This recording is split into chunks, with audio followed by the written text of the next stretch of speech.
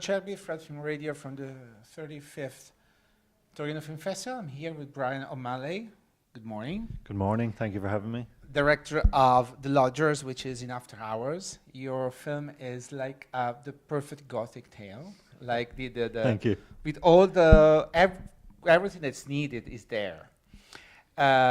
What brought you to this screenplay, which was written by David Turbin? What fascinated you about it? Okay, for me, it felt like a film that my life was directing itself towards it, and I eventually found it.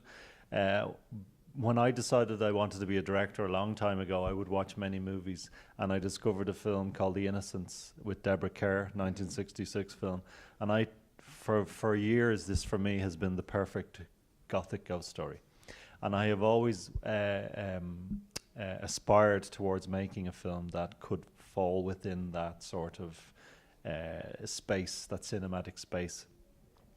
So after I made Let Us Pray, the producers of The Lodgers asked me to read this script, and I knew, like, around page 10 or 12 there's a scene in the forest where Rachel is stopped by Sean, and she says to him, "You won't follow me all the way home limping like that, will you?" And he says, "Well, I would if you asked me to." Yeah. And I thought this was so beautiful, such a beautiful exchange within a story that was going to become very dark. I just thought, okay, there's something really more, there's something else to this film other than just Gothic ghost story. It can be something else. And I was kind of sold already at that point, and it was a case of discovering the rest of the story. So it was a very easy decision for me once I read the script to say, yes, I would like to direct this movie. It felt very natural for me. I wanted my second film. My first film, Let Us Pray, is a very full-on horror, particularly the climax. And I enjoy those kind of films, but it was important to me that I didn't become only that director. I needed to become a director who could expand beyond that. So The Lodgers for me was an opportunity to stay within the world of horror, but do something more elegant and different.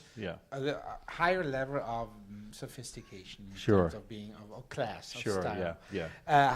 How much did you work on the script with David? Did you you follow it like word by word, or you made your own? I have done some screenwriting myself. I'm very respectful of the writer. The writer is the author of the story. So for me, they are the source of all the answers. If you have any questions as a director, ask the writer. Okay.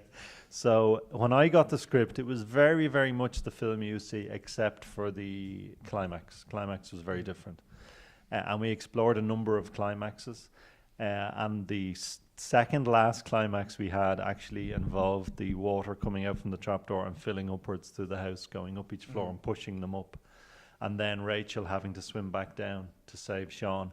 But it actually was far too expensive. We couldn't afford it. Okay, so David, being a genius, says, well, here's another option that's the opposite, and it's really inexpensive.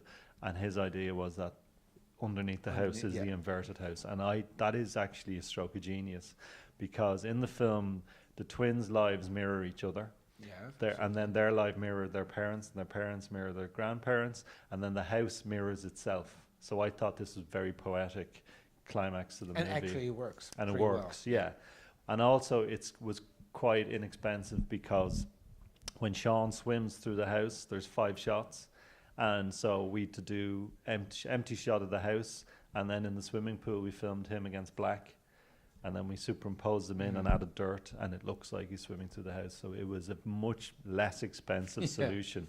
And then when they enter the black void, well, it was just black fabric under the water, and that doesn't cost anything. It was effective anyway. It was effective, but it was all driven by cost, but also trying to find an ending that the audience didn't expect, which is always a challenge.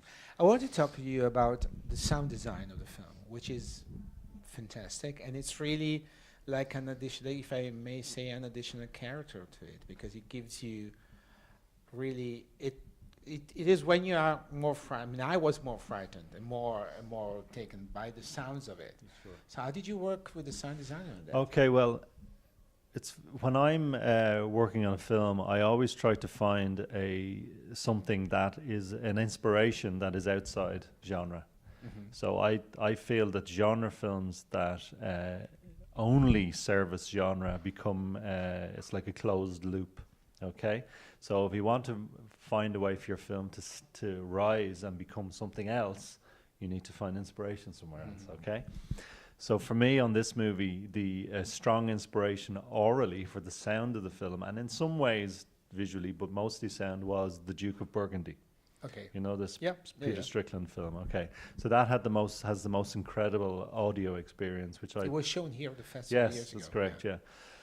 So that was a big inspiration. I thought, okay, that's not a genre movie, but it's very strange and disturbing, and the sound is amazing. So everybody involved in the film watched this, amongst others, including the sound guys. And I basically said, look, the sound, don't look at the pictures and think the pictures is telling you what the sound must be its own thing. Just because you see this action, it doesn't mean you have to replicate it with the audio. There's no rules. Find another way to suggest it through sound. So I gave a very wide open brief with the audio, and I said the more strange the sound is and the more disconnected it is from the pictures, and the more more disturbing, and the more you distort it and put it through tape loops, and it becomes something else entirely, then the film can move into a different space in terms of audio. And audio, and as Sergio Leone used to say, sound is 50% of the film. So it was very important to me that the audio went into a different space, so that combined with the pictures, the experience would be something else. And it was, actually. It was Thank something you, else. So thank you very much. Yeah. Thank you very much to Brian O'Malley, the Thank you, director my pleasure. of the Lodgers. I'm Angela Cherby, Fred from Radio, the Festival Insider.